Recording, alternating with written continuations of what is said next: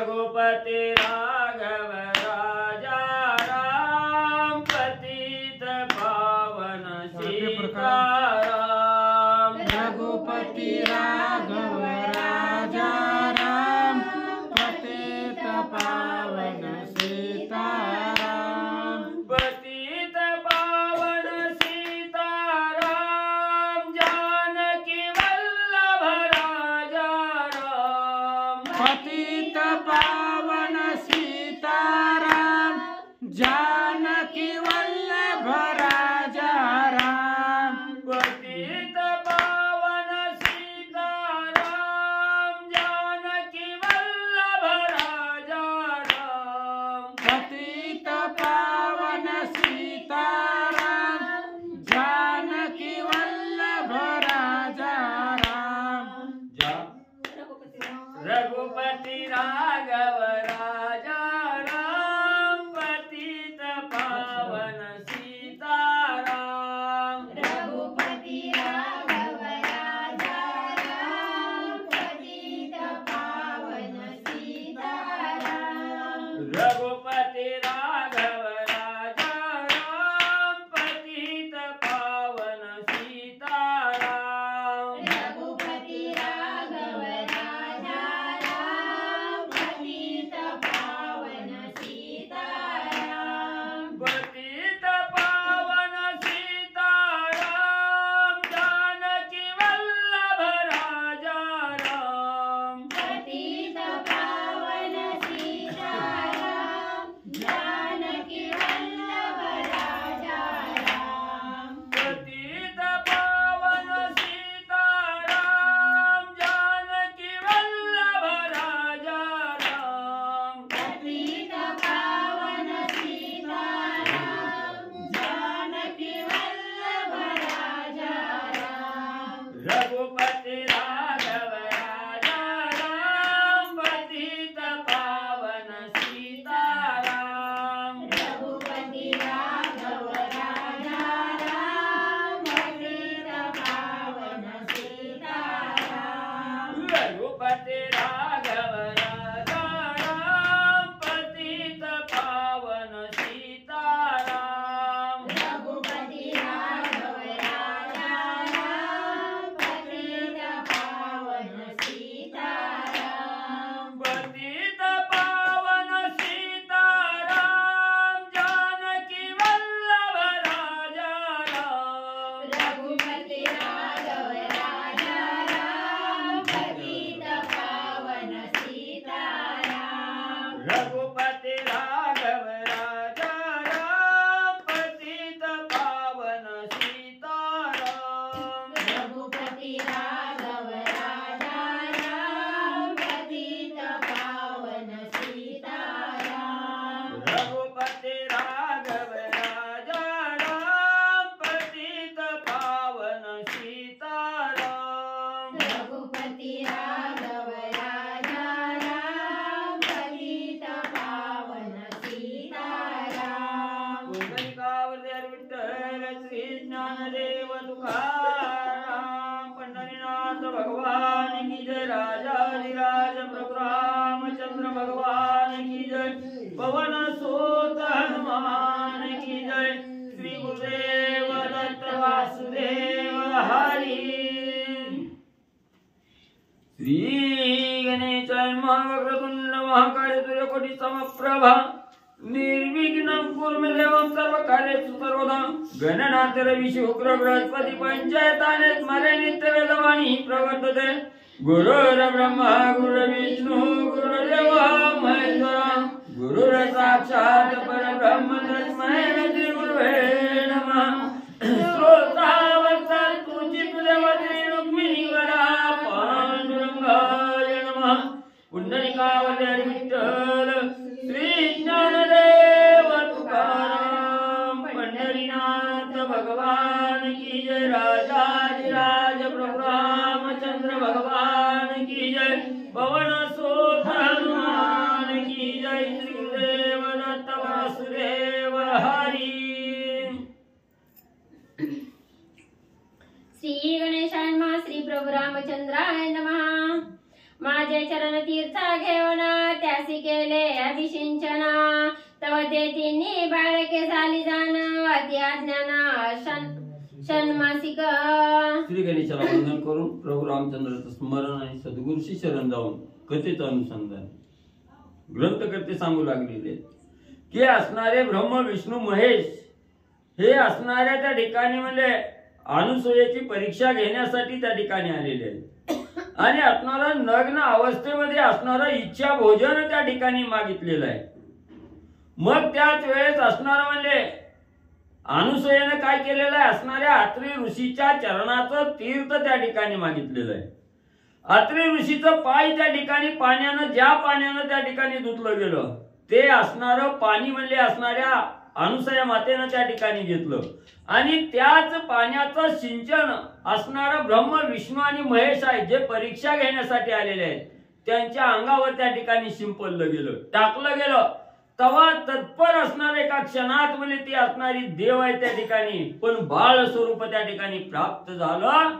अतिशय 6 महिन्याच्या बाळा एवढं अतिशय अज्ञान रूप त्या ठिकाणी आणि त्या असणाऱ्या तिन्ही देवांना म्हणजे प्राप्त झालं. मग होणी नग्न पायावरी अभ्यंगुण तिघा देवणी स्तनपान करी परियंदना पालखी. मग असणारा लगेच अत्री ऋषीच्या चरणाचं तीर्थ शिंपल्ल्या बरोबर असणाऱ्या 6 महिन्याचं जसं बाळ त्या ठिकाणी असतं तशी अवस्था असणाऱ्या तिन्ही देवाची केली आणि असणारा त्या ठिकाणी नग्न अवस्था असणाऱ्या अनुसूयेनं त्या ठिकाणी केली आणि नग्न अवस्थेमध्ये होऊन त्या ठिकाणी तिन्ही बाळाला आपल्या असणाऱ्या मांडीवर त्या ठिकाणी घेतलेलं आहे.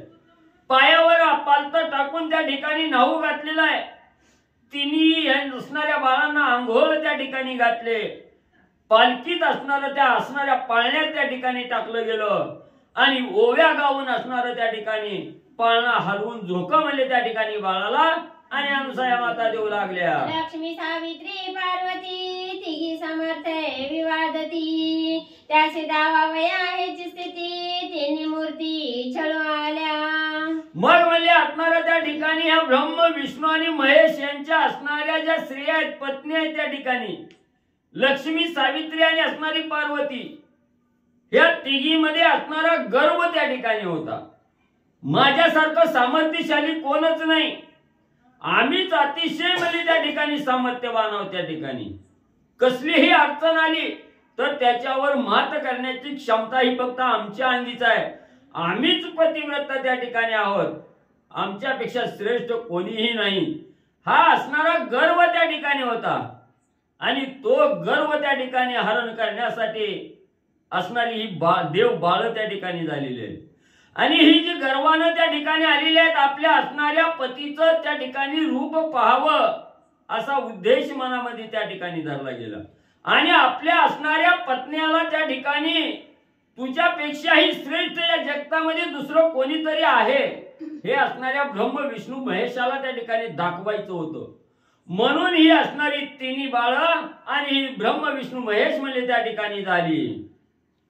पुढील असे करू जाता छळना छळताची छळे आपण तिन्ही देवाले बाळपण अति अज्ञान स्वयं झाले. मग ग्रंथकर्ते या ठिकाणी सांगू लागलेले जर एखादा साधकानं मनामध्ये उद्देश धरला की समोरच्याचं छळण त्या ठिकाणी करायचं त्यावेळेस एकपट छळण दुसऱ्याचं करायला गेलं तर आपल्यावर 10 पटीनं असणार म्हणजे छळणूक आपली त्या ठिकाणी होते. आपल्याला आधी त्रास त्या ठिकाणी पाहावा लागतो.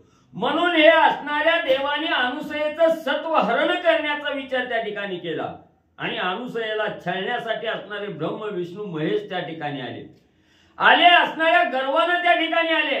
पण अनुसूया मातेनं एका क्षणात त्या असणाऱ्या गर्वाचं हरण त्या ठिकाणी केलं.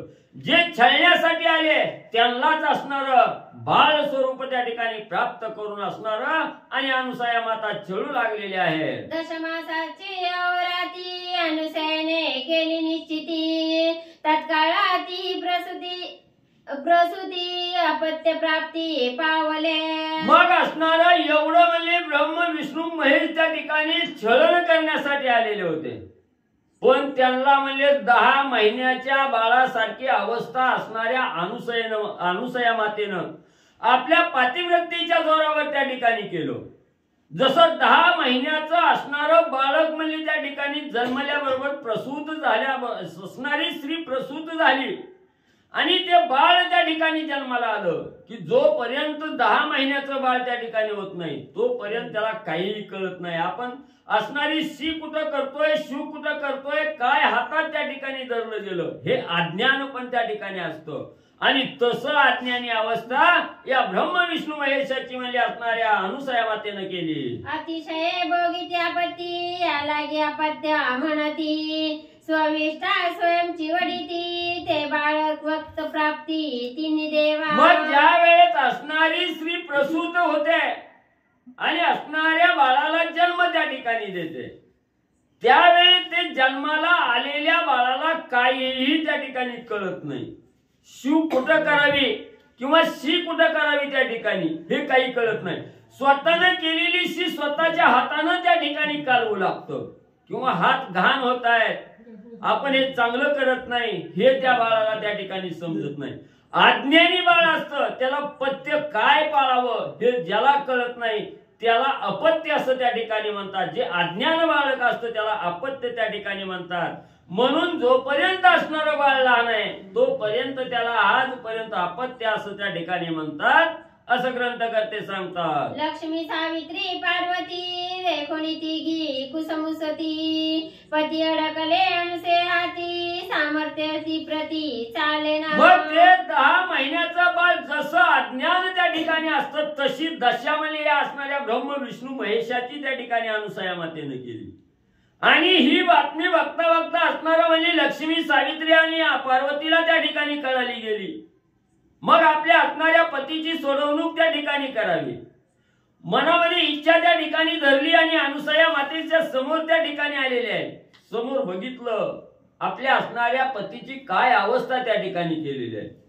राग आलेला आहे, मन कुसमुशीत त्या ठिकाणी करू लागलेले आहे, हात त्या ठिकाणी चुरू लागलेले आहेत आणि त्या ठिकाणी आपल्या बाळाची आपल्या असणाऱ्या पतीची कशी सोडवणूक करावी याचा विचार त्या ठिकाणी करू लागले. जैसे सूर्या पुढे खद्योत तैशा तिघी झाल्या गर्वहत अनुसयासी लोटांगण घालित पती निर्मुक्त करी माये. मग अनेक असणारे प्रयत्न आपल्या पतीची अनुसयेच्या तावडीतून सोडवण्यासाठी प्रयत्न केलं.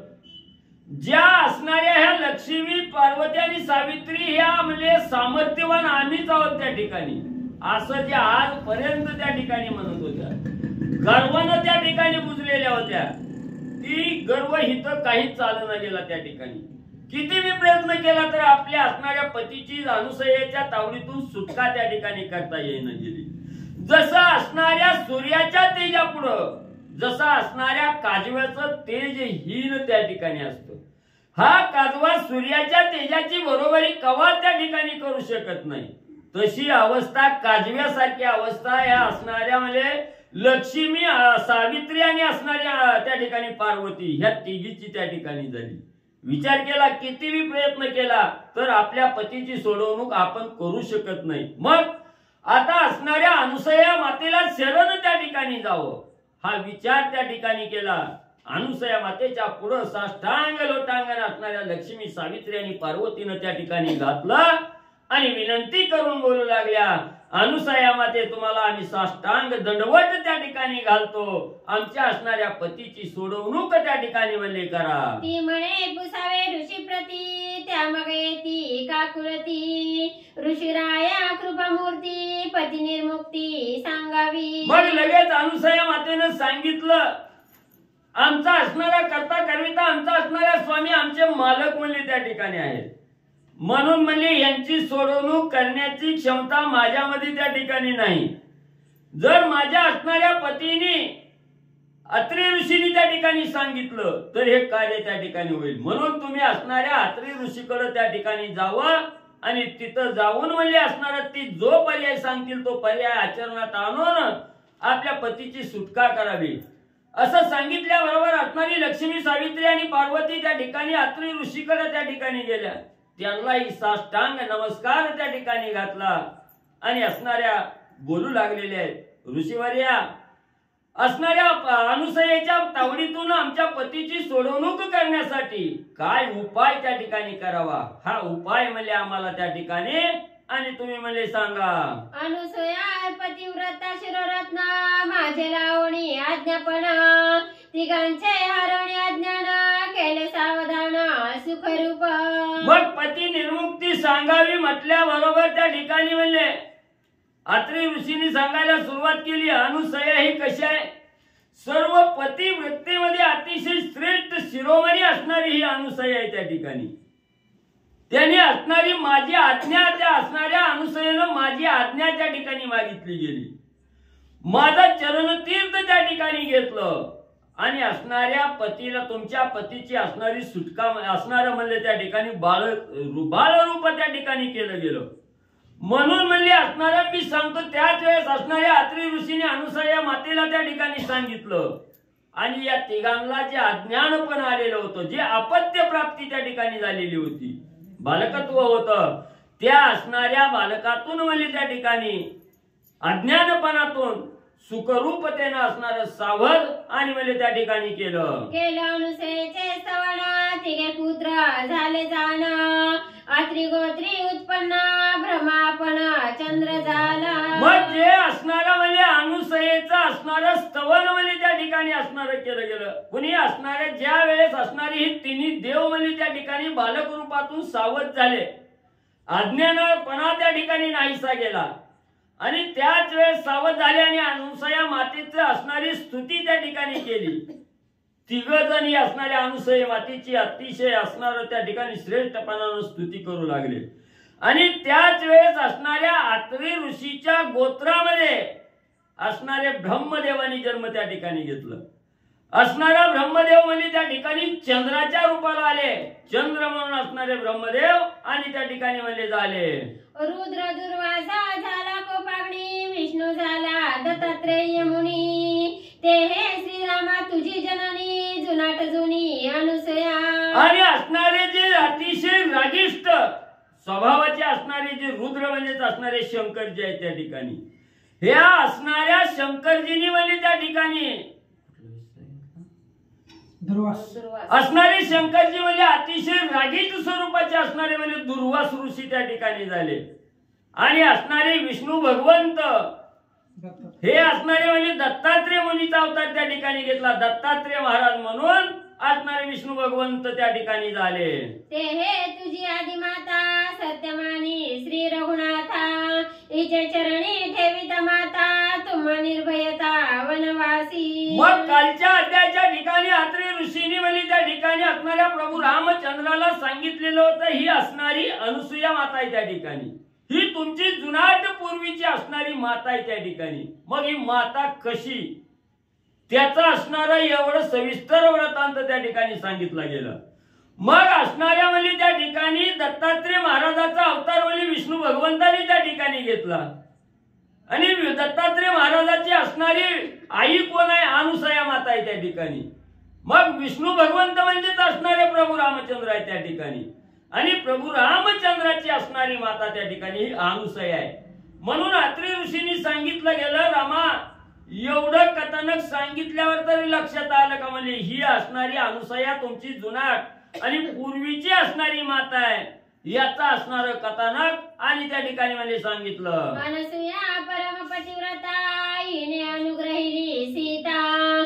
तुम्हासी वनवासी असता भय सर्वथा सेना.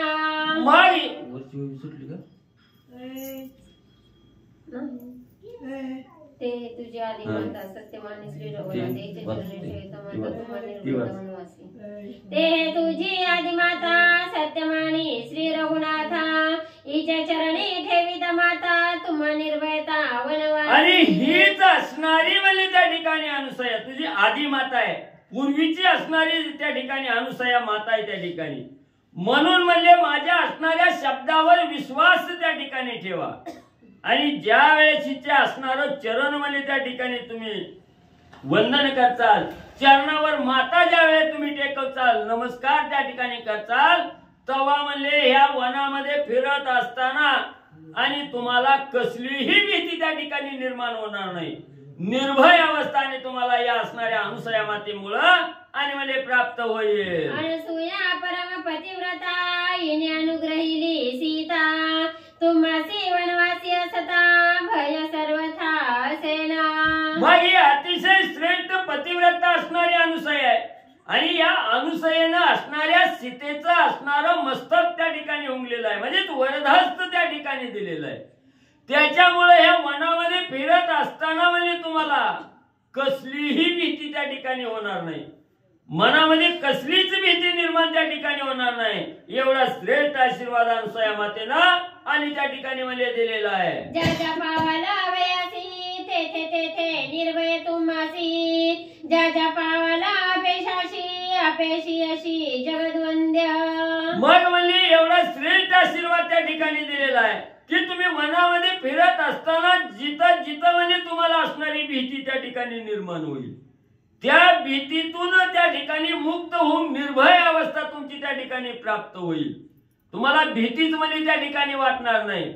आणि जिथं जिथं तुम्ही कार्य करत असताना एखाद्या राक्षसाबरोबर त्या ठिकाणी अपयश येण्याची वेळ त्या ठिकाणी झाली तर त्या अपयशातून यश त्या ठिकाणी प्राप्त होईल. आणि कसं यश होईल? त्रिजगतामध्ये वंदनीय असणारं यश आणि तुम्हाला त्या ठिकाणी प्राप्त होईल असा असणारा आशीर्वाद आणि अत्रिक ऋषी त्या ठिकाणी सांगू लागलेले आहे. रावणी त्रिरात्र फळमुळांचा अत्यादर, देखोणी सीतेचा निर्धार सुख अपार अनुसेसी. मग तिथं अत्रिक ऋषीच्या आश्रमाच्या ठिकाणी म्हणजे 3 रात्र असणाऱ्या 3 जणांनी मुक्काम केला, राम, लक्ष्मण आणि सीता माऊली. मग त्यावेळी तिथं असणाऱ्या सीता माऊलीच्या अंगी जी निर्भय अवस्था आहे, कसलीच भीती सीता माऊलीच्या अंगी त्या ठिकाणी नाही. आणि फक्त फळाचा आदर त्या ठिकाणी केलेला आहे, दुसरं काहीही भोजन त्या ठिकाणी केलेलं नाही, फळ आहार त्या ठिकाणी केलेला आहे. आणि जी सीताबाईची निर्भय अवस्था आहे त्या ठिकाणी, हा निर्धार त्या ठिकाणी अनुसया मातेनं बघितला गेला.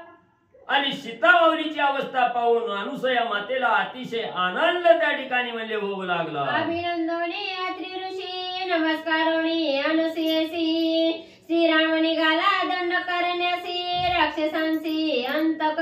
मग 3 रात्र मुक्काम त्या ठिकाणी केला. सकाळची प्रहर झाली, अत्रिक ऋषीला असणारा साष्टांग नमस्कार असणाऱ्या प्रभू रामचंद्रांनी त्या ठिकाणी घातला. अनुसया मातेला असणारा नमस्कार त्या ठिकाणी घातला. दोघांची असणारी परवानगी घेतली आणि दंडकारण्यामध्ये वनवास करण्यासाठी असणाऱ्या राक्षसांचा अंतक असणारा प्रभू रामचंद्र आणि अत्रिक ऋषीच्या आश्रमापासून म्हणजे निघाले. ऋषी आश्रमा वन समेळी अग्निहोत्राची नभाळी, पाहता यागाची शुद्ध शैली श्रीराम वनस्थळी विचरत. मग असणाऱ्या वनामध्ये फिरत फिरत असताना म्हणजे काही ऋषी मंडळी त्या ठिकाणी राहत होते. ह्या सर्व ऋषी मंडळीकडे असणारं त्या ठिकाणी भेटीसाठी प्रभू रामचंद्र जाऊ लागलेले. जात असताना अग्नीवर उपजीविका करणारे जे अग्निहोत्री ब्राह्मण होते त्यांचं असणारी शैली त्या ठिकाणी बघितली गेली. त्यांच्या असणाऱ्या नवलाच्या घटना त्या ठिकाणी बघितल्या. काय असणार याग आहे, यज्ञ त्या ठिकाणी करतायत, अतिशय श्रेष्ठ पद्धतीने असणाऱ्या वेदाचं पठण त्या ठिकाणी करतायत. हे बघत बघत असणाऱ्या दंडकारण्यातून आणि प्रभू रामचंद्र म्हणजे फिरू लागलेले आहे. कोठे त्रिरात्र कोठे पंचरात्र, कोठे वस्ती सप्तरात्र, कोठे राहुणी एकत्र गमनी तत्पर श्रीराम. मग अनेक ऋषी मंडळींना भेटी देत असणारे राम, लक्ष्मण, सीता त्या ठिकाणी जाऊ लागलेले आहे. कुण्या ऋषीच्या असणाऱ्या आश्रमाच्या ठिकाणी 5 रात्र त्या ठिकाणी राहू लागले. कुठं असणारी 7 रात्र मुक्काम करू लागले. कुठे एका रात्रीत त्या ठिकाणी थांबायचे, दुसऱ्या दिवशी निघून त्या ठिकाणी जायचे. असं असणाऱ्या सगळ्या ऋषी मंडळीच्या मनाचं समाधान करत, सगळ्याच्या मनाला आनंद देत आणि पुढचा मार्गक्रमण म्हणजे प्रभू रामचंद्र करू लागले. तव पुढे देखिले दुर्गम वन, पळती गजसिंह व्याघ्र हरिण, ससे साळ्या वृक जंबुक गण, घेऊनी प्राण पळताती. मग सगळ्या ऋषी मंडळीला आनंद देत पुढचा मार्गक्रमण करत राहिले गेले. त्याच वेळेस असणारे मार्गक्रमण करताना एक भयानक वन त्या ठिकाणी लागलं. निर्मनुष्य असणारं वन आहे त्या ठिकाणी आणि त्याच वनामध्ये असणाऱ्या हरणाचे कळप आहे त्या ठिकाणी. सिंह आहेत, हत्ती आहेत, पण कशा आहेत त्या ठिकाणी, कशाची तरी भीती त्या ठिकाणी घेतलेली आहे.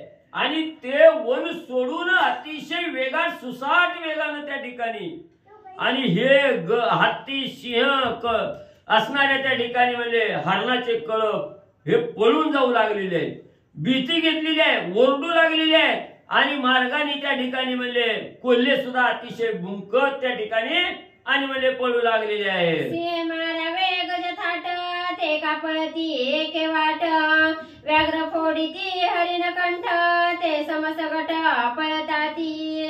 मग सिंहाचा आणि हत्तीचा असणारा वैर आहे त्या ठिकाणी. हत्ती बघितल्याबरोबर त्या हत्तीला असणाऱ्या सिंहानं मारावं लागतं त्या ठिकाणी, पण हे म्हणजे न मारायचं त्या ठिकाणी सोडलं गेलं. हत्ती बी म्हणजे आपला जीव घेऊन त्या वनातून त्या ठिकाणी पळून जाऊ लागलेले आहे. सिंह बी म्हणजे त्या ठिकाणी भिवून पळून म्हणजे त्या ठिकाणी जाऊ लागलेले आहे. एवढं हरण सुद्धा म्हणजे त्या ठिकाणी असणाऱ्या वाघाने हरणाचा कंठ त्या ठिकाणी फोडावा लागतो, पण त्या हरणाला सोडून म्हणजे आपला जीव घेऊन त्या ठिकाणी पळू लागलेले आहेत. एवढं असणारी भीतीनं म्हणजे सर्व प्राणी आणि त्या दुर्गम वनातून म्हणजे पळून जाऊ लागलेले आहेत. श्रीराम म्हणे लक्ष्मणासी मत भय दिसे श्वापदासी विसरून या वैरभावासी अति आक्रोशी पळताती. मग ही अवस्था प्रभू रामचंद्राने त्या ठिकाणी बघितली. समोर वैरी दिसल्याबरोबर असणारा सिंह हत्तीला त्या ठिकाणी ठेवीत नाही, असणारा वाघ हरणाला त्या ठिकाणी ठेवीत नाही. हा वैरभाव विसरली गेली. वैरभाव सोडला आणि प्रत्येक जण आपला जीव मुठीत घेऊन म्हणजे त्या ठिकाणी पळून जाऊ लागलेला आहे. हे प्रभू रामचंद्राने बघितलं, लक्ष्मणजीला बोलायला सुरुवात केली. लक्ष्मणा, हिता ह्या वनामध्ये अतिशय म्हणजे असणाऱ्या स्वापदाला ह्या वनचाराला त्या ठिकाणी कशाची तरी भीती आहे म्हणजे त्या ठिकाणी आपला वैरभाव त्या ठिकाणी विसरून म्हणजे जीव घेऊन म्हणजे भीतीने त्या ठिकाणी पळू लागलेले आहेत. काय कारण त्या ठिकाणी असावं? यासी भयाचे काय कारण ऐसे विचारिता रघुनंदन तव विराधे धावण सीताहरण पै केले. मग पुढे असणारे राम लक्ष्मण बोलत बोलत त्या ठिकाणी जाऊ लागलेले आहेत. लक्ष्मणजी काय कारण असावं? एवढ्या प्राण्यांनी एवढी भीती का त्या ठिकाणी घेतली असावी? काहीतरी असणारी भीती या वनामध्ये त्या ठिकाणी असावी असा दोघजण विचार करत करत पुढे जाऊ लागलेले आहेत. मागे असणाऱ्या त्यांच्या पाठीमागे सीतामाऊली चालू लागलेले आहेत. त्याच वेळेस अचानक असणारा विराध नावाचा अतिशय बलाढ्य राक्षस आहे आणि तो राक्षस त्या ठिकाणी उठला आणि मागच्या मागे असणाऱ्या सीतेच्या हाताला त्या राक्षसानं धरलं, सीतेचं हरण म्हणजे त्या ठिकाणी केलं. पुढे श्रीराम लक्ष्मण सीता मागे होते आपण सीतेचे देखोनी सुंदरपण विराधे हरण तत्काळ केले. मग पुढे राम लक्ष्मण म्हणजे एकमेकाचा विचार त्या ठिकाणी करत म्हणजे जाऊ लागलेले. माग अतिशय देखणं रूप सुंदर स्वरूपवान असणारी सीतामाऊली त्या ठिकाणी विराध राक्षसानं बघितली.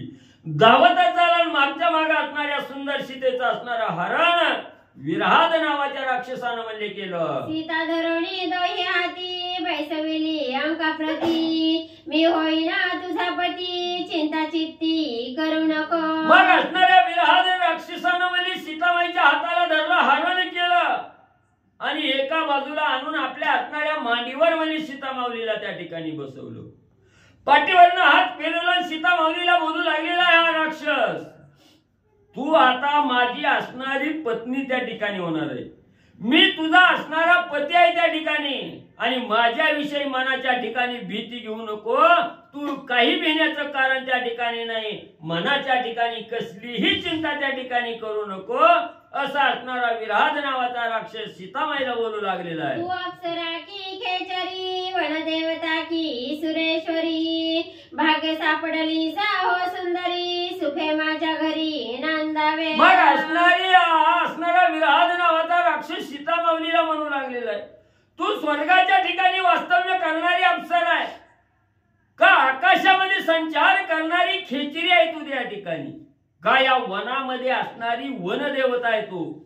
कोण आहे तू? असणाऱ्या देवाची असणारी कोण देवी आहे का त्या ठिकाणी? मग म्हणजे असणारं माझं नशीबच आज फळाला त्या ठिकाणी आलं. भाग्याने एवढी सुंदर तू असणारी मला त्या ठिकाणी प्राप्त झालीस.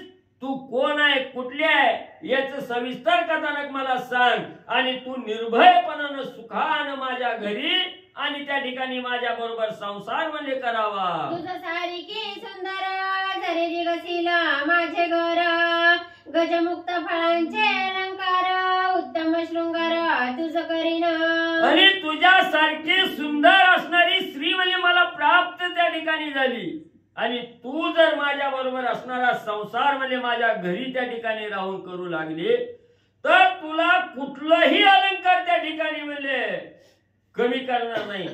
सर्व असणार गजमुक्त हार त्या ठिकाणी म्हणजे तुझ्या गळ्यामध्ये घालीन, ज्याचं मोल करता येणार नाही एवढा अलंकार आणि असणारा श्रृंगार म्हणजे तुला त्या ठिकाणी घालीन.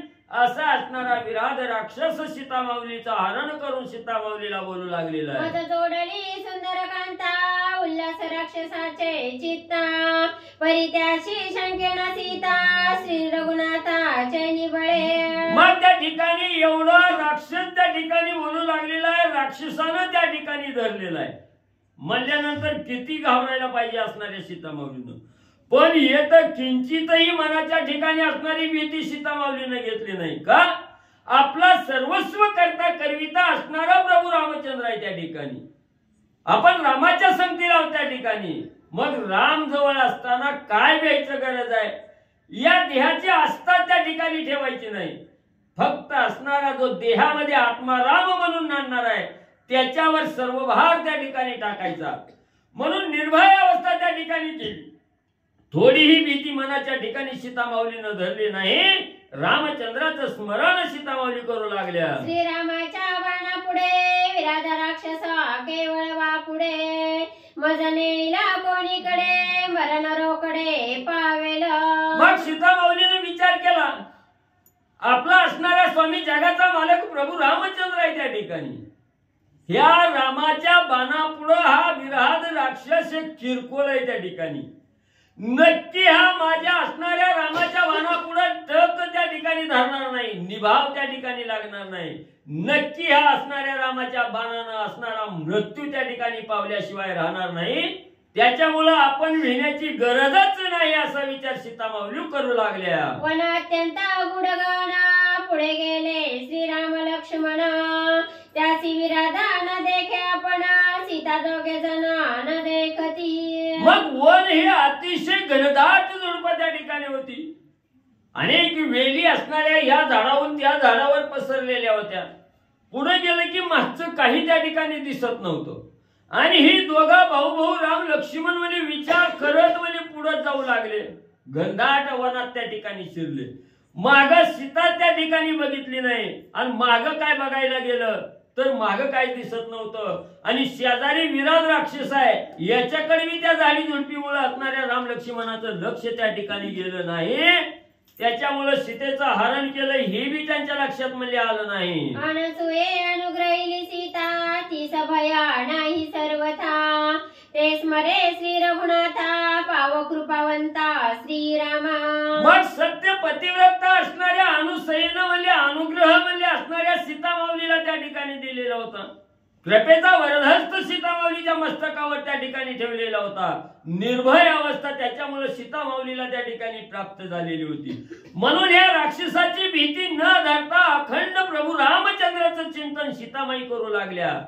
हे असणाऱ्या भगवंता मी संकटात त्या ठिकाणी पडलेले आहे आणि लवकर धावत यान माझी आत्मानी सुटका त्या ठिकाणी करा असा असणाऱ्या प्रभू रामचंद्राचा भगवंताचा दावा सीतामाऊली करू लागल्या. ऐकता श्रीराम स्मरण राक्षस झाला कंपायमान म्हणे नको करू स्मरण वचन तीक्ष्ण मजबाधी. मग ज्यावेळी सीतामाई प्रभू रामचंद्राच्या राम नामाचा जप त्या ठिकाणी करू लागल्या. राम राम राम राम राम राम हे स्मरण ज्या वेळेस सीतामाऊली चालू केलं ते विराध राक्षसानं त्या ठिकाणी ऐकलं. अंतकरणाच्या ठिकाणी विराध राक्षस खोचला गेला. हे बाई म्हणजे तू असणाऱ्या त्या रामाचं म्हणजे नाव सुद्धा म्हणजे इथं घेऊ नको.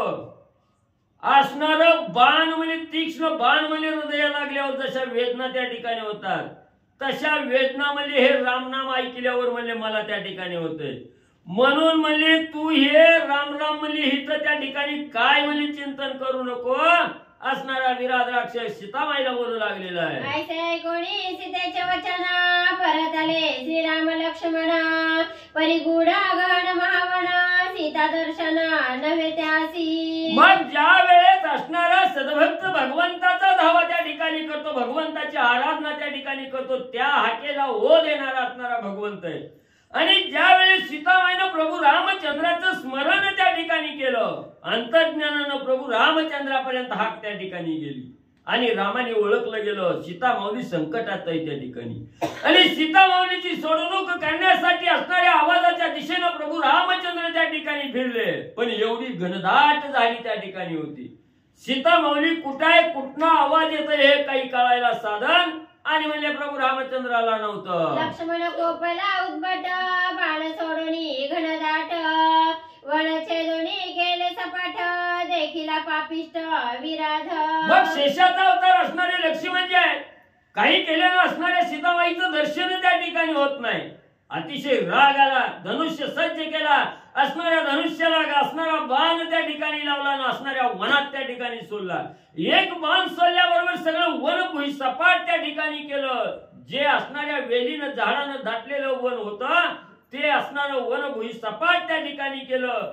सगळं काही असणारं व्यवस्थित त्या वनामध्ये मला दिसू लागलं. राक्षस देखील अति क्रूर पर्वतोपमा महाथोर वक्रनासिका वक्र कपाटोदर दुर्दर्श.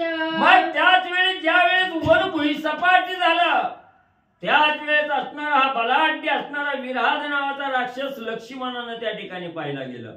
अतिशय दिसायला व्यासूर आहे त्या ठिकाणी, पर्वतासारखा असणारा त्या ठिकाणी देह असणारं वाकडं नाक आहे त्या ठिकाणी, वाकडं झालेलं तोंड आहे त्या ठिकाणी त्याचं, आणि असणारं पोट म्हणजे पाठीला त्या ठिकाणी चिटकलेलं आहे.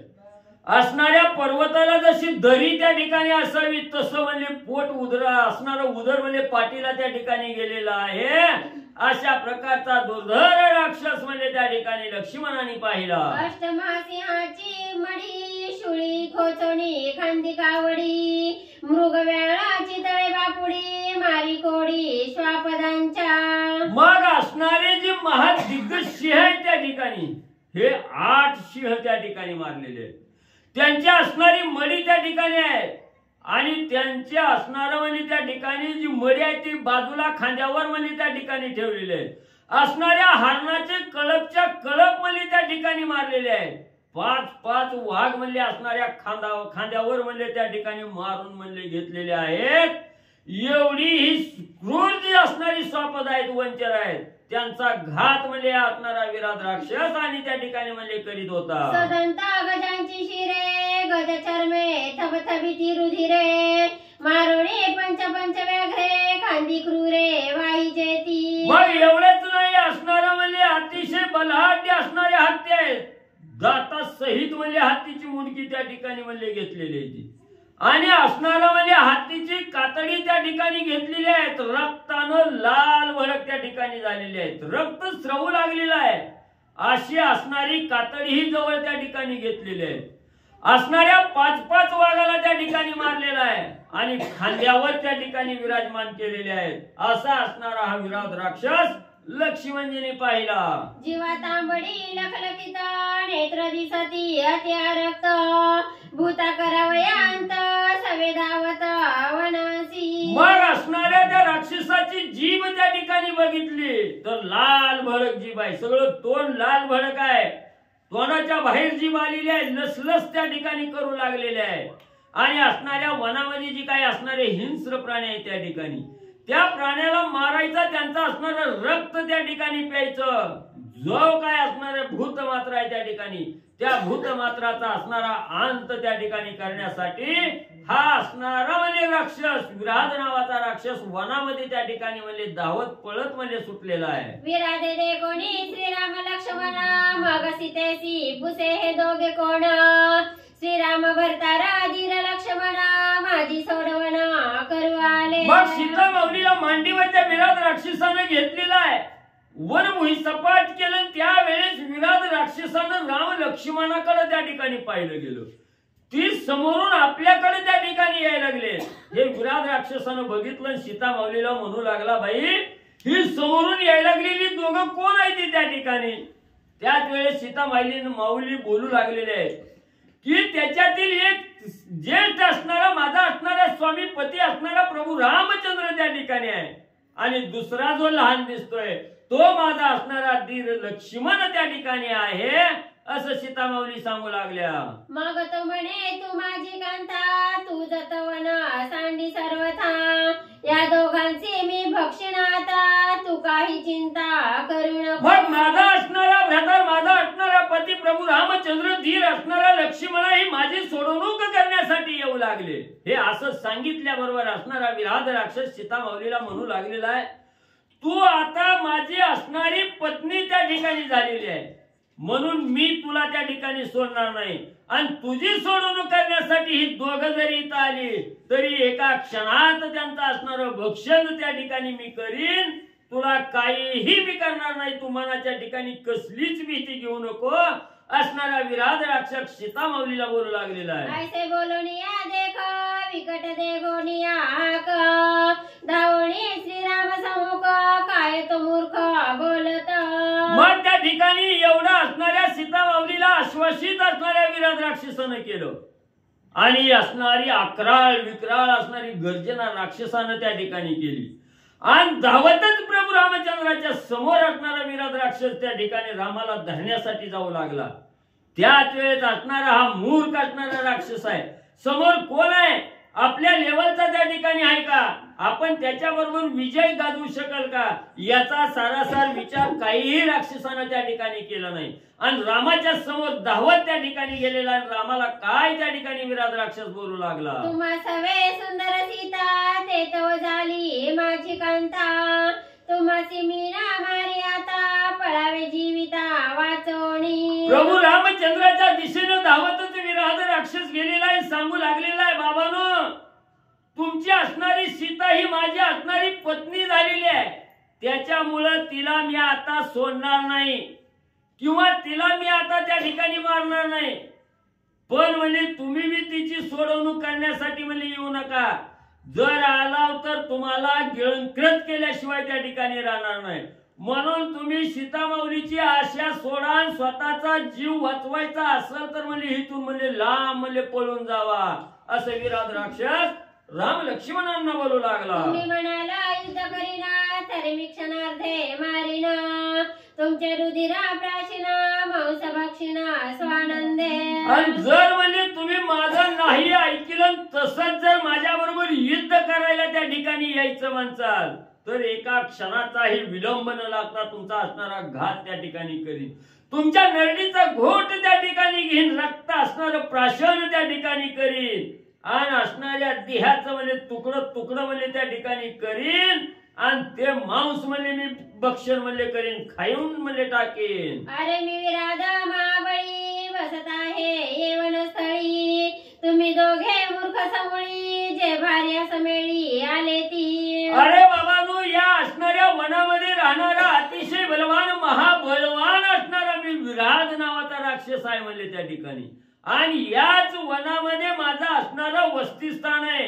इथं म्हणजे मी राहतोय. तुम्ही किती मूर्ख म्हणावं म्हणजे तुम्ही कुणालाही विचारावं का नाही म्हणजे इथं काही भीती आहे का कोण राहतंय का न विचारता अज्ञानपणानं मूर्खपणानं म्हणजे तुम्ही इथं या ठिकाणी आलाव ती आलाव दोन गडी बी नाही त्या ठिकाणी अजून म्हणजे असणाऱ्या स्त्रियेला म्हणजे बरोबर त्या ठिकाणी घेतलंय ह्या माझ्या वनातून म्हणजे त्या ठिकाणी जाऊ लागला असणारा राक्षस राम लक्ष्मणांना बोलू लागला. तुम्हा दोघा तापसपणा तरी का वाहता धनुष्य बाण तुम्ही कोटीला कोणाचे कोण हे माझं संपूर्ण सांगा. मग असणारा राक्षस त्या ठिकाणी बोलू लागलेला आहे. दिसायला तर तुम्ही असणारे तापसी त्या ठिकाणी दिसता असणाऱ्या तापस मुनीचा वेश त्या ठिकाणी धारण केलेला आहे. मग तापसी असताना हातामध्ये धनुष्य धारण करण्याचं काय म्हणजे त्या ठिकाणी कारण आहे. तुम्ही ही धनुष्यबाण हातामध्ये का त्या ठिकाणी घेतलेलं आहे. तुम्ही कोण आहात कुठे राहणारे आहात कशासाठी इथं त्या ठिकाणी आलेला आहोत ही इतंभूत माहिती मला त्या ठिकाणी सांगा असं असणारा राक्षस त्या ठिकाणी बोलू लागलेला आहे. मग त्याची सांगे श्रीराम आपण धनुष्य गांजीला रावण ते बंगिले वाहोणी गुण तो मी जाणा श्रीराम. मग लगेच असणाऱ्या प्रभू रामचंद्रांनी सांगायला सुरुवात केली आम्ही तापशात आमच्या हातात धनुष्य का त्या ठिकाणी आला. तुझ्या मनात आलेला विचार आहे ऐक असणाऱ्या राक्षसा ज्या असणाऱ्या धनुष्यानं म्हणजे मिथुला नगरीच्या ठिकाणी सीता स्वयंवरामध्ये राजा रावणाला म्हणे त्या ठिकाणी गांजून सोडलं. ज्याला धुळीला असणाऱ्या ज्या धनुष्याने त्या ठिकाणी मिळवलं गेलं, त्या धनुष्याचं असणारं त्या ठिकाणी म्हणले मी म्हणले असणारा धनुष्य त्या ठिकाणी जिंकलेला आहे. तोच धनुष्य जिंकणारा मी असणारा प्रभू रामचंद्र म्हणले त्या ठिकाणी आहे. मी असणारा श्रीराम आहे त्या ठिकाणी, असं प्रभू रामचंद्र आणि त्या राक्षसाला सांगू लागले. सुबाहूचा घेतला प्राण मारीचा उडविला संपूर्ण ताटिकावरील निजबाणे तो मी जाण श्रीराम. आणि एवढंच नाही, अतिशय बलाढ्य असणारा जो सुबाहू राक्षस होता त्या सुबाहूचा जन असणारा प्राण त्या ठिकाणी घेतला. निस्त्या बाणाच्या वाऱ्यानं म्हणजे असणाऱ्या आकाशात म्हणजे पालापाचोळ्यासारखा ज्यानं मारीची त्या ठिकाणी उडवला गेला. ज्यानं म्हणजे एका बाणानं म्हणजे असणाऱ्या ताटिकेचा अंत त्या ठिकाणी केला, तो असणारा मी प्रभू रामचंद्र असणारा श्रीराम म्हणले त्या ठिकाणी आहे. असणाऱ्या त्या विराट राक्षसाला प्रभू रामचंद्र सांगू लागले. 21 वेळा धरित्री जैने भार्गवे केली निक्षत्री तो हिला जमिला शौर्य करी तो मी निर्धारी श्रीराम. अजून राक्षसा ऐक म्हणजे सांगतो, ज्या असणाऱ्या परशुरामानं म्हणजे 21 वेळा असणारी पृथ्वी म्हणजे निक्षत्रिय त्या ठिकाणी केली. 21 वेळा या असणाऱ्या पृथ्वीवर क्षत्रियच म्हणजे कोणत्या ठिकाणी ठेवला नाही. अशा असणाऱ्या परशुरामाबरोबर युद्ध करून म्हणजे जिंकलेला जो असणारा मी आहे, मी असणारा राम आहे त्या ठिकाणी. जो अजिंक्य असणारा परशुराम आहे त्याच्यावर विजय मिळवलेला मी असणारा प्रभू रामचंद्र त्या ठिकाणी आहे, असं असणाऱ्या राक्षसाला राम माहिती सांगू लागले. सूर्यवंशीचा विख्यात श्रीराम दशरथी काकुस्थ करावया राक्षसांचा अंत वण निश्चित मी आलो. आणि एवढंच नाही, जे असणारा वंश आहे ह्या असणाऱ्या प्रसिद्ध असणारा वंश म्हणजे सूर्यवंश आहे त्या ठिकाणी. या काकुस्थ कुळीमध्ये असणाऱ्या म्हणजे त्या ठिकाणी सूर्यवंशामध्ये काकुस्थ कुळीमध्ये अयोध्या नगरीचा राजा दशरथ आहे. ह्या दशरथाच्या घरी जन्माला आलेला असणारा मी प्रभू रामचंद्र आहे त्या ठिकाणी. अशी असणारी माहिती आणि राक्षसाचा अंत करणारा राम आहे ही माहिती असणारे प्रभू रामचंद्र राक्षसाला देऊ लागलेले आहे. सीता माझी निजवधू आणि लक्ष्मण माझा धाकटा बंधू तू कोणा राक्षस संबंधू मुळानुवादू मज सांगे. मग म्हणजे मी असणारा राम आणि माझा असणारा बारका भाऊ म्हणजे असणारा त्या ठिकाणी धाकटा भाऊ असणारा लक्ष्मण आहे त्या ठिकाणी. आणि यांच्याच बरोबर माझी असणारी पत्नी सीता आहे म्हणजे त्या ठिकाणी. असे म्हणजे आम्ही या वनामध्ये त्या ठिकाणी आलेलो आहोत. मग तू असणारा कोण राक्षस म्हणजे या ठिकाणी आलेला आहे, तू राक्षस म्हणजे या ठिकाणी कसा त्या ठिकाणी आलेला आहे, का म्हणून त्या ठिकाणी इथं येऊन बसलेला आहे, हे जे असणारं मूळ आहे याचा जे अनुवाद आहे तो अनुवाद म्हणजे मला त्या ठिकाणी मूळ कथा त्या ठिकाणी सांगा. असणाऱ्या विराट राक्षसाला प्रभू रामचंद्र विचारू लागले. राक्षस म्हणे श्री रघुनाथा जगद नामे माझा पिता शतरदा माझी निज माता विराट मी तुमच्या घात करीन. एवढं रामानी म्हणजे त्या ठिकाणी सांगितल्या बरोबर कानावर रामाचे शब्द पडल्याबरोबर विराट राक्षस त्या ठिकाणी सावध झाला आणि सांगू लागला, हे रघुनाथा, हे प्रभू रामचंद्र ऐका म्हणजे माझी बी असणारी उत्पत्ती, माझं बी सगळं गोत्र सांगतो म्हणजे तुम्हाला त्या ठिकाणी. माझा असणारा बाप म्हणजे त्या ठिकाणी जगात नावाचा असणारा बाप आहे म्हणजे, आणि त्याची असणारी पत्नी शतरदा ही माझी असणारी आई आहे म्हणजे त्या ठिकाणी. आणि मी असणारा म्हणजे त्यांच्या पोटी शतरदाच्या पोटी जन्म घेतलेला असणारा विराट नावाचा आहे म्हणजे मी. मग हिथं म्हणजे मी असणारा विराट आलेलो आहे. आता तुम्हाला सोडणार नाही, तुमचा असणारा घात करण्यासाठी या वनात म्हणले आणि येऊन बसलेलो आहे. ऐसे ऐकता वचन लक्ष्मण क्षोभला दारुण धनुष्य वावडी गुण तीक्ष्ण बाण सोडिले. मग हे असणारा तुमचा घात करण्यासाठी म्हणजे हिथं येऊन बसलेलो आहे. ही जवा राक्षस त्या ठिकाणी बोलला, लक्ष्मणाने ऐकलं, तळपायाच्या मस्तकाला गेले, अतिशय रागाला म्हणजे लक्ष्मण त्या ठिकाणी गेले. लगेच धनुष्य सज्ज त्या ठिकाणी केला आणि टोकदार धारधार असणारा बाण त्या ठिकाणी काढला आणि धनुष्याला लावला गेला. कंकपत्री वरपत्री सुवर्ण पुंख चौधारी भेदले राक्षसांच्या जिवारी तेने तो मारी क्षोभला.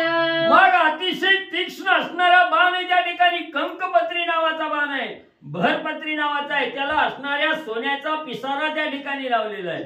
आणि असा असणारा बाण धनुष्याला लावला. तो बाण म्हणजे असणाऱ्या राक्षसाच्या दिशेने सोडला. सोडल्याबरोबर तो असणारा बाण म्हणजे त्या असणाऱ्या विराध नावाच्या राक्षसाच्या म्हणजे तोंडात त्या ठिकाणी घुसला.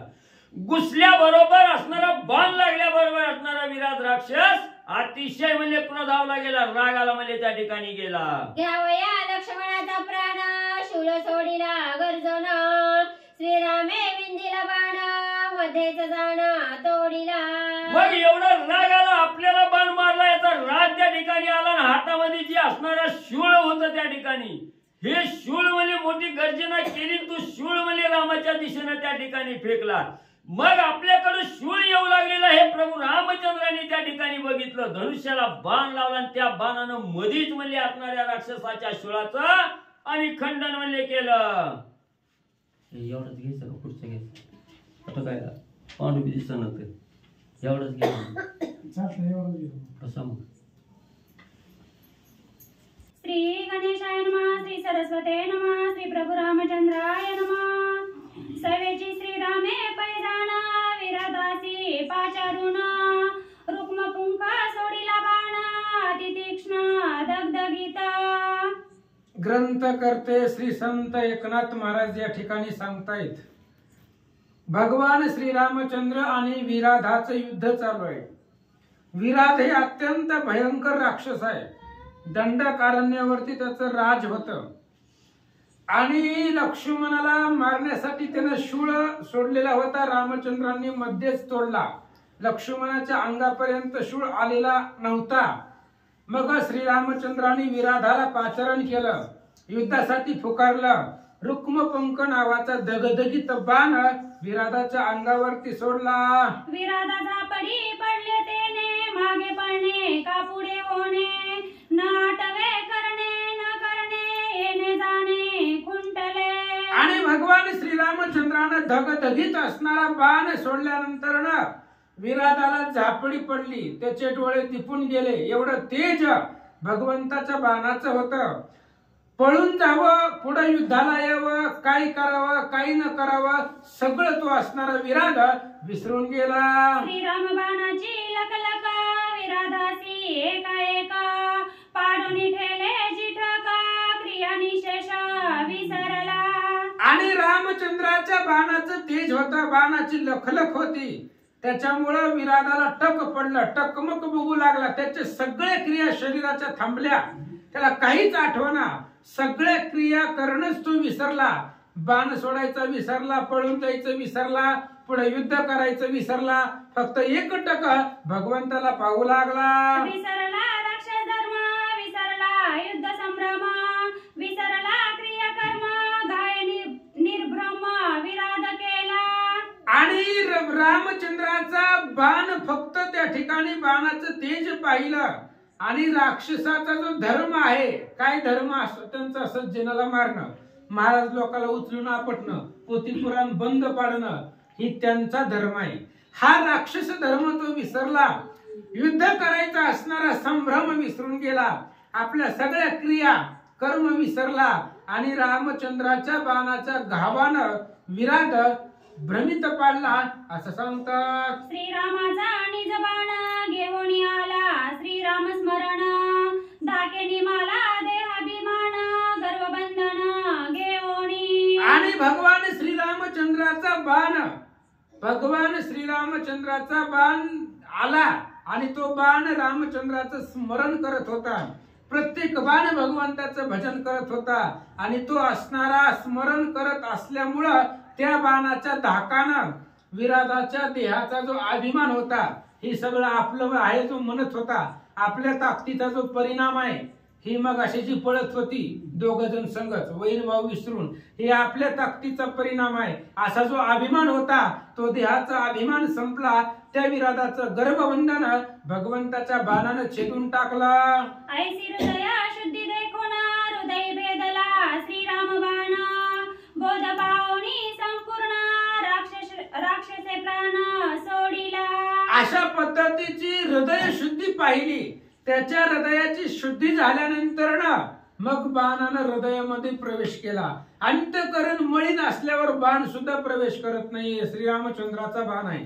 आधी अंतःकरण त्याचं शुद्ध केला, अंतःकरणामधले सगळे अभिमान संपले, हृदयाची शुद्धी झाल्यानंतर ना बाण हृदयामध्ये घुसला.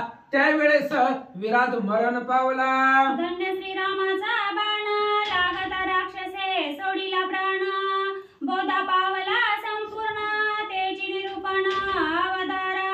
धन्य असणारा भगवान श्रीरामचंद्राचा बाण आहे आणि तो बाण लागल्याबरोबर विराधानं प्राण सोडला. प्राण सोडायच्या आधी रामचंद्राचं बाणानं जी स्मरण केलं होतं ती कानानं ऐकलं. याच्या आधी सीतेची संगत लाभली होती, काही क्षणिक का होईना, तात्पुरती का होईना, पण सीतेची संगत लागलेली होती महाराज. आणि सीता ही भक्त आहे. सीतेची संगत लागल्यामुळं ते असणाऱ्या विराधाला बोध निर्माण झाला. त्या बाणानं केलेलं स्मरण त्याच्यामुळं बोध प्राप्त झाला. ऐका. बाणे बेदिले जिवार वाती रुधिराचे पूर विकळ पडता शरीर हर्ष निर्भर विराद. आणि त्या असणाऱ्या विराधाच्या जिवाराला हृदयाला बाण लागला. सगळ्या अंगामधून रक्ताचे पूर वाहू लागले. एवढा असणारा धिप्पाड शरीराचा तो विराध, त्याच्या अंगामधून रक्ताच्या नद्या वाहू लागल्या. विकळ शरीर पडलं आणि एवढी शरीराची अवस्था झाली तरी सुद्धा विराधाला आनंद वाटला. भेदता श्रीरामाचा बाण विकळेंद्रिय चलित प्राण गाय सुख पावला संपूर्ण दुःख निर्दळन श्रीराम बाणे. आणि अशा पद्धतीने रामचंद्राचा बाण भेदल्यानंतर ना सगळे इंद्रिय विकळ झाले. इंद्रियाचा प्राण थांबला. सगळे इंद्रिय विकळ पडले. घाव रामचंद्राच्या बाणाचा लागल्यानंतर ना त्या विराधाचा अभिमानाचं दुःखाचं निर्दळन झालं आणि सुख प्राप्त झालं. गाव लागता वावे दुःख दुःख जावणी पावला सुख विराधा झाला परम हरिका बाणे अलौकिक सुखी केले. आणि घाव लागल्यानंतर ना दुःख होतं. कोणताही घाव लागला की शरीराला त्रास होतो, दुःख होतं. पण बाण रामचंद्राचा लागल्यामुळे त्याचं दुःख संपला आणि परम सुख विराधाला प्राप्त झालं. अत्यंत आनंद वाटला. रामचंद्राच्या बाणानं विराधाला सुखी केला. धन्य धन्य हे श्रीराममूर्ती, धन्य धन्य ही बाणाची सुख शक्ती, धन्य धन्य हे सीता सती स्पर्श निर्मुक्ती राक्षसत्वा. आणि धन्य असणारी रामचंद्राची मूर्ती आहे, धन्य असणारी बाणाची शक्ती आहे आणि धन्य धन्य सीता सती. सीतेला धन्यवाद दिला महाराज, कारण तिची संगत लाभली होती आणि त्या सीतेची संगत लाभल्यामुळं विराधाचा उद्धार झाला. कारण सीता ही भक्त आहे, तिची संगत लाभणाऱ्याचा उद्धार निश्चित होतो महाराज. लक्ष्मणे कोपुनी उद्भट घोरारण्ये केले सपाट माझ्या मोक्षाचे ते वाट केली निर्दुष्ट सौमित्रे. धन्य धन्य सीता सती ही चोवी सांगायची होती पण मला आठवण गेलं. अशोक वनामधली ती जी सीतेची संगती होती, काय नाव तिचं महाराज? त्रिजटा, रावणाची बहीण सीतेच्या संगतीमध्ये आली आणि ती त्रिजटा म्हणजे राक्षसी वृत्तीचं कर्म तिचं, रोज हाड खाणारी ती त्रिजटा. दुष्टकर्मी हाड खाईर त्यासे भेटला रघुवीर, संघाचा हा बळीवार वदवया वक्र नाही. अहो हाड खाणारी रोज राक्षस पण सीतेची संगत लाभली म्हणून धन्य धन्य सीता सती. विराधाला तात्पुरती का होईना सीतेची संगत लाभली आणि संगतीमुळं त्या विराधाचा उद्धार झाला. लक्ष्मणाने जी वनाचा सपाटा केलेला होता, वन छेदून टाकलं होतं, ते वन छेदन म्हणजेच मी जी मोक्षाला जाणार आहे त्या मोक्षाची वाट लक्ष्मणानं मोकळी केली असं विराट सांगू लागला. जो का करी शुद्ध मित्र त्यासी म्हणती सौमित्र, लक्ष्मण सुमित्र साचार निशाचार मी सुखी केलो. आणि जो शुद्ध मित्र करतो त्यालाच सुमित्र म्हणतात. मैत्री सुद्धा चांगल्याशी करावी महाराज. कोणाशी मैत्री करतोय आपण? शुद्ध मित्र. आपला जो मित्र आहे तो शुद्ध सत्वाचा असला पाहिजे. मित्रापासून आपण सद्गतीला गेलो पाहिजे. आणि बरेच मित्र आहेत महाराज अधोगतीला घेऊन जातात. सद्गतीला नेणारा मित्र पाहिजे, त्यालाच सुमित्र म्हणताय. हा लक्ष्मण सुमित्र आहे, त्यानं माझे असणारी मोक्षाची वाट रिकामी केली असा असणारा सत्य साचार तू सुमित्र आहे. विराट सांगू लागला, मी राक्षसाती अपवित्र, श्रीराम बाणे केलो पवित्र. मज वंदिती सुरनरा, सुखी साचार केलो बाणे. मी राक्षस अत्यंत अपवित्र आहे, अत्यंत त्या ठिकाणी अपवित्र वागणारा राहणारा आहे. पण रामचंद्राचा बाण लागल्यानंतर ना सगळे विकार संपले आणि त्या बाणाचा एवढा प्रताप आहे. आता मोठमोठाली देव लोक सुद्धा मला नमस्कार करतात, कारण रामाच्या बाणानं मेलेला आहे. त्याच्यामुळे माझा उद्धार निश्चित आहे. आता देव लोक सुद्धा मला नमस्कार करतील. अपवित्र राक्षस जो होता त्या देहाचं निर्दळन केलं आणि सुखी केलं. विराट सांगू लागला, बाणी कायचा सुख संभ्रम, बाणी सुख रूप श्रीराम. बाणी सबाह्य श्रीराम परमा, सुख संभ्रम तेने माझा. बाण लागल्यानंतर सुख होत नाही, शरीराला दुःखच होतं महाराज. शरीराला दुःख होतं, पण शरीरामध्ये जो अंश रूपी आत्मा आहे त्याला सुख होतं. कारण आपण मरताना कसं बी मरण येतं महाराज. मरताना भगवंताचं भजन केलं की मोक्षच भेटतो.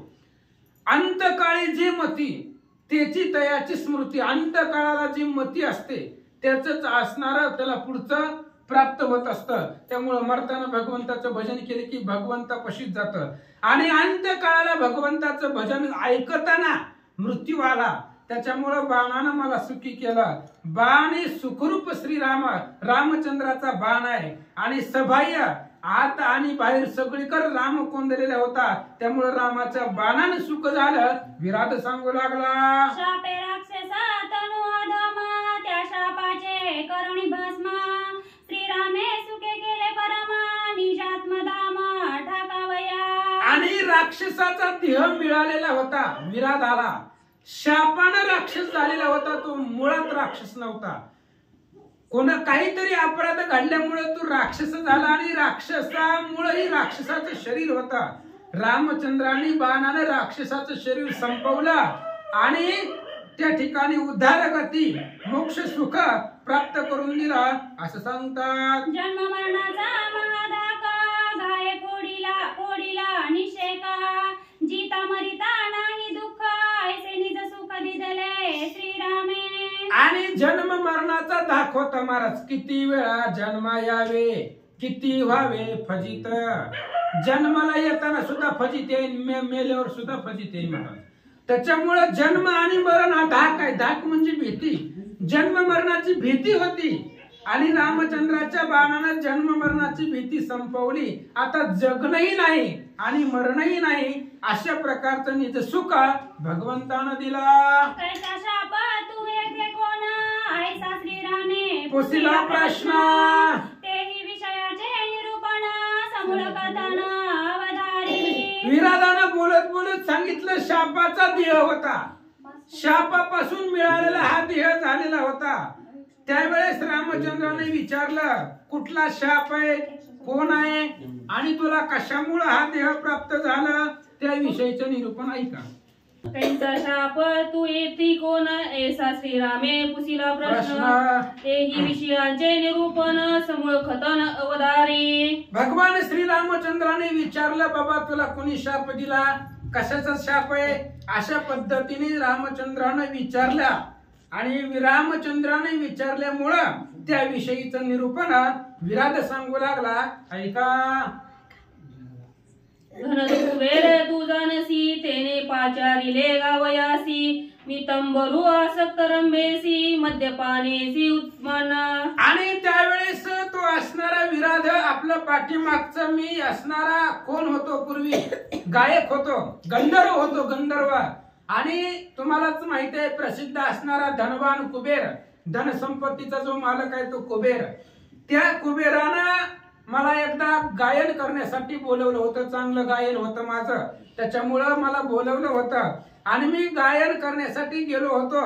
पण तिथं असणाऱ्या त्या सभेमध्ये अनेक अप्सरा होत्या त्याच्यामुळं या अप्सरेला पाहिलं आणि मी मद्य पिऊन आलो, उन्मत्त झालो असं सांगतात. बळे मजनेने तेथ देखुन्या मद गर्वित तू राक्षस होशी उन्मत्तळ घोर वनात अघोरा. आणि मग मी गायन करण्याच्या परिस्थितीमध्ये नव्हतो, पण अचानक कुबेरांचा निरोप आला आणि अगोदर मी मद्यप्राशन केलेलं होतं, त्यामुळं मला गायन करण्यासाठी जमत नव्हतं. पण अचानक कुबेराची ऑर्डर आल्यामुळे मी गायन करायला गेलो. बळजबरीनं मला तिथं नेल्याबरोबर कुबेरानं पाहिलं, अत्यंत मदगर्वित झालेलो होतो. त्याच्यामुळं मला कुबेरांनी शाप दिला, भयंकर क्रूर शरीराचा राक्षस होशील आणि घोर वनामध्ये पडून राहशील असा शाप कुबेरांनी दिला. शाप एकता अद्भुत मी झालो भयभीत लोटांगण घालून तेथ उशापार्थ पार्थिला. आणि शाप अद्भुत अशा प्रकारचा दिला, भयंकर राक्षसाचा देह तुला प्राप्त होईल असा शाप ऐकल्यानंतर ना मी घाबरलो, भीती वाटली. कुबेर महाराजांना लोटांगण घातला आणि उशापासाठी महाराजांची प्रार्थना केली. श्रीराम सीता लक्ष्मण वनवास जाता जाण तू करीसी सीता हरण युद्ध दारुण होईल. आणि त्यावेळेस कुबेरांनी उशाप दिला. श्रीराम सीता आणि लक्ष्मणजी वनवासाला जात असताना या विराधाच्या वनामध्ये येतील. आल्यानंतर ना तू सीतेचं हरण करायचं आणि रामचंद्राचं आणि तुझं भयंकर युद्ध होईल. आणि त्या युद्धामध्ये रामचंद्राचा बाण लागला, तुझा उद्धार होईल. उशाप महाराजांनी दिला. लागता श्रीरामाचा बाण तू तात्काळ सांडसी प्राण तेव्हा जाऊन शापबंधन निजात्म भुवन पावसी. आणि रामचंद्राचा बाण लागल्याबरोबर तुझा तात्काळ त्या ठिकाणी प्राण जाईल. तुझा असणारा प्राण गेल्यानंतर ना राक्षसाचं जे शरीर आहे ते शरीर संपून तुला त्या ठिकाणी पूर्वी जो गंधर्व आहे त्या गंधर्वाचं शरीर तुला प्राप्त होईल, तुझा उद्धार होईल असा उशाप कुबेरांनी दिला.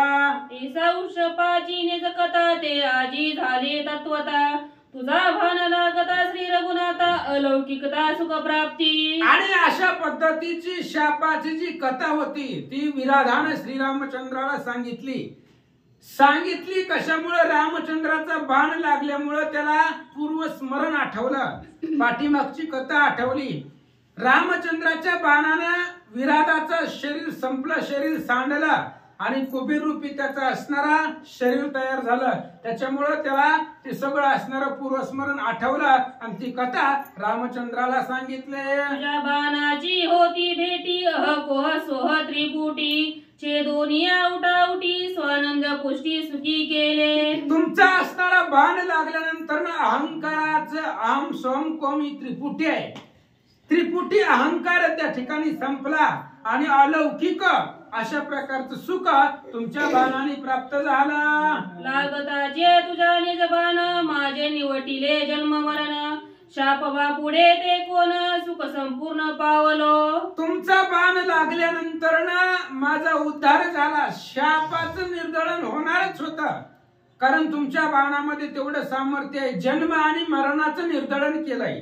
मला तुमचा बाण लागल्यानंतर ना माझं जन्म आणि मरण संपलं, ही तुमच्या बाणाची स्थिती आहे आणि त्या बाणानं मला सुख प्राप्त झाला. ते झाली सुख प्राप्ती त्यासी कधी नवे विकृती कल्पक्ती नवेची स्तुती एसी सुख प्राप्ती श्रीराम बाणे. आणि तुमच्या बाणापासून जी सुख मिळालेलं आहे त्या सुखाला कधीच क्षय नाही. बाकीचे सगळे सुख संपणारे असतात, पण तुमच्या बाणापासून जे सुख भेटले ते अक्षय सुख आहे, ते कधीच न संपणार सुख आहे. अशा पद्धतीने सुखी तुमच्या बाणामुळे झालो. मज उशापे गंधर्व प्राप्ती गंधर्व देही करिता वस्ती मज बाधे ना देह अंकृती एसी नित्य मुक्ती श्रीराम बाणे. मला शाप दिला होता कुबेर महाराजांनी आणि शाप देण्याच्या आधी मला अहंकार होता, तेव्हाही मी गंधर्वच होतो, पण त्यावेळेस खूप अहंकार होता. माझ्यासारखा गायनाचार्य ह्या कुबेर नगरीमध्ये कुणीच नाही. पण ज्यावेळेस तुमचा बाण लागला, विराधाचं शरीर संपलं, त्यावेळेस मला अलौकिक सुख प्राप्त झालं आणि पुढे मी गंधर्व देहामध्ये जरी वस्ती केली, मला गंधर्वाचा जरी देह प्राप्त झाला तरी सुद्धा देहाचा अहंकार मला बाधू शकणार नाही. ऐसे बोलोनी आपण श्रीरामासी केले नमन, तव विरादासी विमान दे दिव्यापान उतरले. अशा पद्धतीने लगेचच रामचंद्राला नमस्कार केला विराधानं, गंधर्वानं, आणि नमस्कार केल्याबरोबर लगेच त्याला घेऊन जायला विमान आलं. भगवान श्रीरामचंद्राच्या बाणामुळं विमान घेऊन जायला आलं असं सांगतात. राक्षस देह सांडोनिक स्थिती विराध बैसता विमानाप्रती, श्रीरामाचे वस्ती स्थिती गणोक्ती सांगत. आणि लगेचच राक्षसाचा देह सोडून दिल्याबरोबर विराट विमानामध्ये बसला आणि विमानामध्ये बसल्यानंतर त्याला अद्भुत ज्ञान प्राप्त झालं. विमानामध्ये प्रवेश केला, रामचंद्राच्या बाणानं विराटाचा देह संपला, गंधर्वाचा देह प्राप्त झाला, विमानामध्ये बसला आणि रामचंद्राला कुठं जायचं तो मार्ग सांगू लागला. येथोनी अर्ध योजना शरभंग वसे तपोधन, तपस्तेशे देदी म्यापन तेथे आपण अवश्य जावे. आणि तो असणारा विराट रामचंद्राने आपल्यावरती उपकार केला, त्याच्यामुळे काहीतरी उत्तीर्ण म्हणून विमानामधून विराट सांगू लागला, भगवंता इथून अर्ध योजन अंतरावरती शरभंग नावाचे ऋषी आहे, त्या ऋषींचा आश्रम आहे, त्या ऋषींच्या आश्रमामध्ये तुम्ही जावा. विराट सांगू लागला, तो तुम्हा वनवासाची गती सांगेल वनवासाची स्थिती, तुझेनी त्याची निजमुक्ती जाणस निश्चिती श्रीरामा. आणि पुढे वनवासाची जी गती आहे तो तुम्हाला सांगेल. तुम्ही वनवास कुठं करायचा, कसा करायचा शरभंग महाराज ऋषी सांगतील. त्यामुळं त्या असणाऱ्या शरभंग ऋषीच्या आश्रमामध्ये तुम्ही जावा, त्यांनी भेट द्या, त्यांना दर्शन द्या. विराट सांगू लागला, इंद्र आला शरभंगनापाशी, त्यासी न्यावया सत्यलोकाशी, तो राहिले तुझ्या भेटीशी सत्यलोकाशी नवचोनी. आणि विराट सांगू लागला, काल परवा घडलेली घटना आहे. शरभंग ऋषी एवढे तपस्वी होते आणि त्यांना घेऊन जाण्यासाठी इंद्र आलेले होते. दैदिप्यमान इंद्राचं विमान घेऊन इंद्र आलेला होता. सत्यलोकाला घेऊन जावं महाराजांना म्हणून विमान घेऊन इंद्र आलेला होता, पण महाराज गेले नाहीत. काय करायचं सत्यलोकाला वैकुंठाला जाऊन? वैकुंठी जाऊन काय बा करावे, उगेच बैसावे मौन रोख. तिथं काय अर्थ आहे का रामायणाचं? काहीच नाही. तिथं उगच एकमेकाच्या तोंडाकडे बघत बसावं लागतंय वैकुंठामध्ये. काही नाही तिथं, आम्हाला माहिती आहे सगळं, वाचलंय म्हणून माहिती आहे. आणि अशा पद्धतीने त्या वैकुंठामध्ये, स्वर्गालोकामध्ये, सत्यलोकामध्ये काहीच नाही. मग तुझी भेटी घेण्यासाठी तो शरभंग ऋषी थांबलेले आहेत.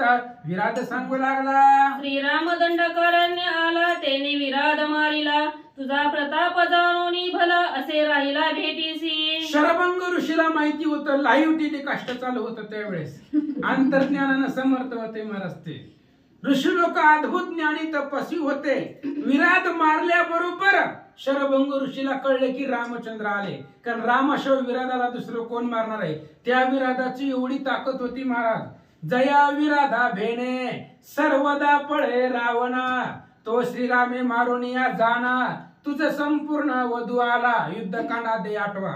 अंगद महाराज सांगतात, अरे ज्या विराधाच्या भीतीनं रावण पळत होता, रावण सुद्धा त्या वनामध्ये येत नव्हता, असा विराधाला मारलं. शरभंग ऋषींना लक्षात आलं, म्हणून तुमची भेट घेण्यासाठी शरभंग ऋषीला आनंद आहे, तर त्यांच्या भेटीसाठी जावा. विराट सांगू लागला, श्रीरामाच्या भेटी पुढे सत्यलोक ते बापुढे, ऐसे ज्ञान त्याशी धड पुढे भेटीचे चाडे तिष्ठत. शरभंग ऋषीला अद्भुत ज्ञान होतं महाराज. रामचंद्राची भेट घेतल्याशिवाय जायचं नाही. अहो रामचंद्राच्या भेटी पुढे सत्यलोक बापुड आहे.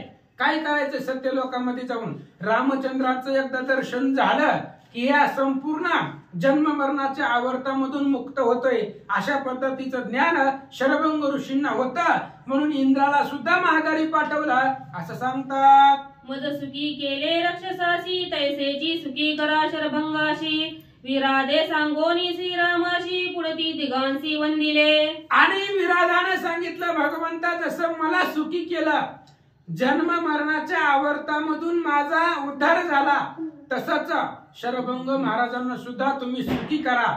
त्यांनाही त्यांचाही उद्धार करा असं विराधानं सांगितलं. श्रीराम लक्ष्मण सीता यांना नमस्कार केला. मग बैसोनी विमानी प्रवेशला निजात्मभुवनी श्रीरामचरित्र देखुनी विस्मित मुनी मुनीसुरवर. आणि अशा पद्धतीने रामचंद्राला सांगितलं, नमस्कार केला, विमानामध्ये बसला आणि रामचंद्राचं चरित्र सर्व देवलोकांनी पाहिलं, आश्चर्य वाटू लागला. मग करिता जय जयकार वर्षती सुमनांचे संभार विराध वधोनी दुर्धर रामचंद्र निज विजयी. जय जयकार करू लागले महाराज भगवंताच्या नावाचा. वरून आकाशामधून स्वर्गाहुनी देव करिता ती फुलांचा वर्षाव त्या असणाऱ्या भगवंतावरती केला.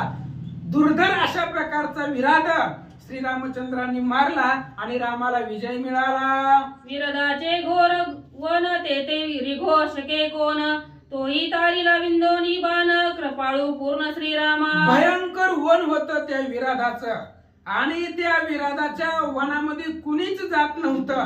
अशा पद्धतीचं दुर्धर वन त्या विराधाचं होतं. रामचंद्रांनी विराधाला मारलं आणि त्या विराधाचा उद्धार केला. अशा पद्धतीचं पूर्ण कृपाळू आहे, अर्धा नाही, पूर्ण कृपाळू तो भगवान श्रीरामचंद्र आहे असं सांगतात. एका जनार्दना शरण झाले विराध उद्धारण पुढे शरभंगाचे दर्शन कथा पावन अवधारा. ग्रंथ करते श्री संत एकनाथ महाराज या ठिकाणी सांगतायत विराधाचं उद्धारण झालं.